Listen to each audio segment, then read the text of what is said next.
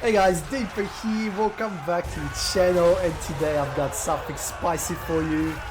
We'll be raising settlements, collecting skulls and spilling blood in the name of corn, with a little twist that is. So we're doing a legendary Skarbrand campaign using lords and heroes only, baby.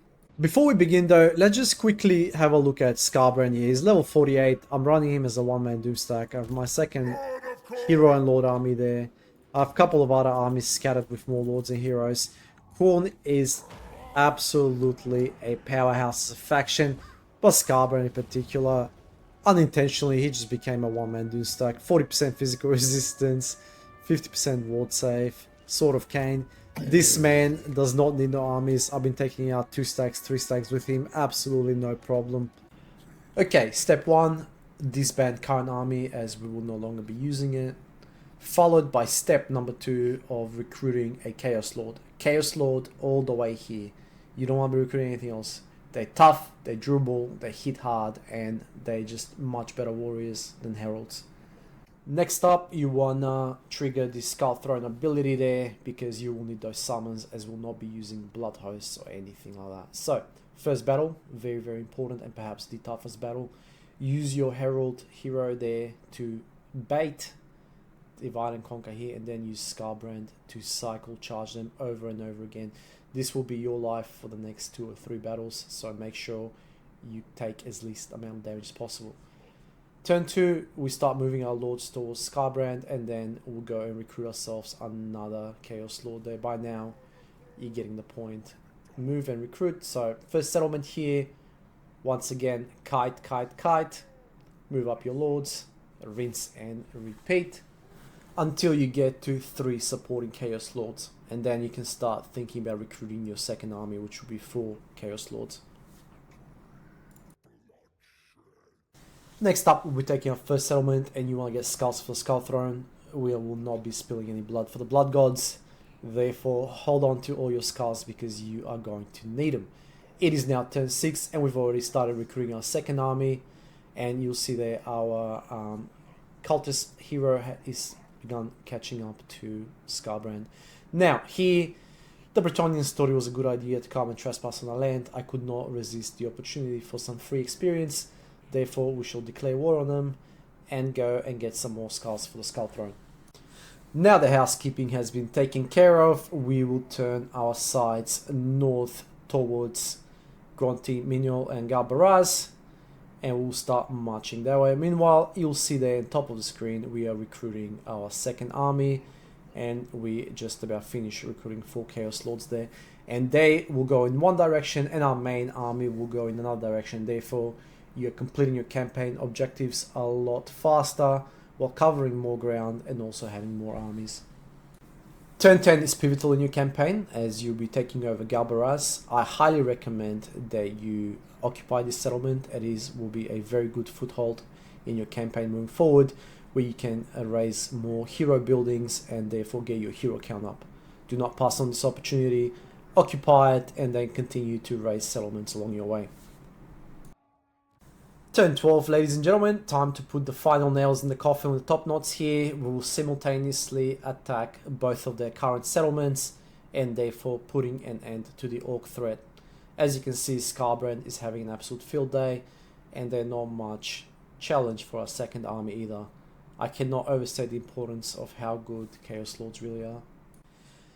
Turn 14, and Warzak thought it was a good idea to antagonize Skarbrand. Therefore, Skarbrand is about to catch an Uber right and go and say hello to Warzak here. As you can see, our lords are closely following, and at the end turn, Warzak tried to attack us here, so we don't need to fight him right away. Let's get some more replenishment rate, and then once we are able, we'll go and say hello the right way. It is now turn 17, and our second army is more or less on shape, so we'll go and essentially move towards the Bretonnians here, as there is a lot of land and skulls up there for taking. And let's be completely honest here, Khorne is an absolute hard counter to Bretonnia, so our army here is going to have an absolute field day. Now on the other end of the spectrum here, our armies have more or less recovered, so now it's time to move on Warzag As I said, we are an absolute hard counter here, though I highly recommend you fight these fights manually, although if you're being as lazy as I am, you can just auto-resolve them. Skarbrand, the more he levels up, he becomes even bigger beast in auto-resolve.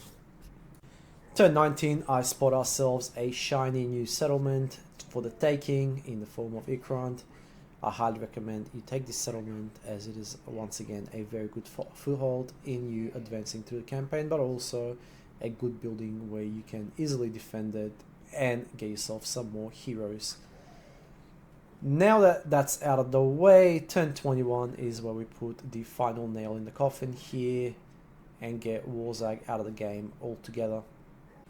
At this point, Skarbrand is shaping up to be an absolute wrecking ball. He just finished going down the blue line, and now it's time to invest some tasty skill points in that combat tree. It is now turn 23, and Gelt thought it was a good idea to antagonize Skarbrand, so we are about to go and tell him exactly how wrong we think he is. Safe to say he was very wrong indeed, and now he just opened himself up to the Red Tide. Red Tide, I mean 4 lords and 2 heroes. Turn 26, it's all about making new friends as we go and say hello to our new Dawi friends here. Meanwhile, on the other end of the Great Nehekaran Desert, Volkmar is about to find out just how many skulls his settlement is really worth. It is now turn 37 and we are about to establish our first real foothold into Empire territory by taking over the city of Nuln. By now you can imagine how much of a powerhouse Skarbrand has become, and word of advice, do not ever elevate anyone to a demon prince because they're absolutely dog shit. And I mean this with every ounce of respect. They are absolutely dog shit. On a more positive note though, Skarbrand is an absolute rock star, and we shall continue tearing through the heart of the Empire here. It is all free for the taking. Meanwhile, our second army is being an absolute nuisance to the Empire. As you can see here, we have a fair bit of cultists in there, some heroes, and it is all going according to plan. Nice big blobs there, and it turns into battle of attrition, one which they cannot hope to win. And here Volkmar learns a very tragic truth that 3 madmen with dual axes can take down an entire army. It is now turn 39 and we are moving towards Karl Franz himself. As you can see here, we have 1 army and a garrison, and by now you can picture how this is going to end. What we're going to do here is we are going to get ourselves some nice juicy blobs, and of course we're going to play this campaign in fast forward as it's meant to. So I would highly recommend that you only bring your Chaos Shrine if you're certain that you've pacified all of their range units. Otherwise, oh boy, he's gonna get melted quick fast. However, the Chaos Shrine will give you all the buffs you need to turn a nice juicy blob into sashimi, as you can see here in Exhibit A. Turn 43 is another episode of For Whom the Bell Tolls, and this time is the city of Aldorf, and be prepared to meet our new latest and greatest addition to Skarbrand's real estate portfolio. Over the end turn, seems like Scrag got a bit hungry and he wanted to go for some corn fried chicken. Here you'll see my level 20 lord, another level 20 lord, a level 17 Demon Prince of Corn, and a level 5 generic lord here, whom Scrag thought it would be a good idea to pick on. Spoiler alert here, ladies and gentlemen, as you can see, he got his ass whooped. Corn takes shit from absolutely nobody. 4 heroes versus a mid-game stack. Ogres absolutely suck. No 2 ways about that. Anyways, it is time. We made sail for Ulthuan. Now that we've destroyed the Empire, the elves are next in line. And just like that, we have our first contender here, Alistair the White Lion, who thought it was a good idea to attack me. So naturally, I had to send Skarbrand to solo his entire army right outside the gates. Next up, we are going to go and say hello to our friends over at White Peak. And safe to say, they did not fare any better than Alistair the White Lion himself. Once again, Skarbrand soloed the entire army. By now, you're getting the point here. One does not simply piss Skarbrand off and live to tell the tale.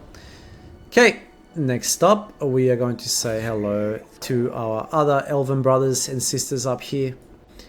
And you guessed it again, Skarbrand's gonna solo that entire army as well. By now you would have thought the High Elves would have learned their lesson, apparently not. Thus, we move yet again.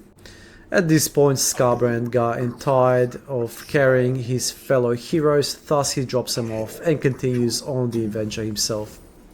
Next up is Griffingate as we continue to carve a bloody path through Ultuan here. At this point the campaign is essentially over, there is no force left that can challenge us, be it Ultimate Crisis or not. Skarbrand will absolutely play out through anything and everything in its path. And that brings us to the conclusion of our campaign, ladies and gentlemen. Hopefully the next video I'll do will be about Throne of Decay, but we'll cross that bridge when we get there. Anyways, I hope you enjoyed that content. If you did, please subscribe for more, and I hope to catch you in the next video. Peace.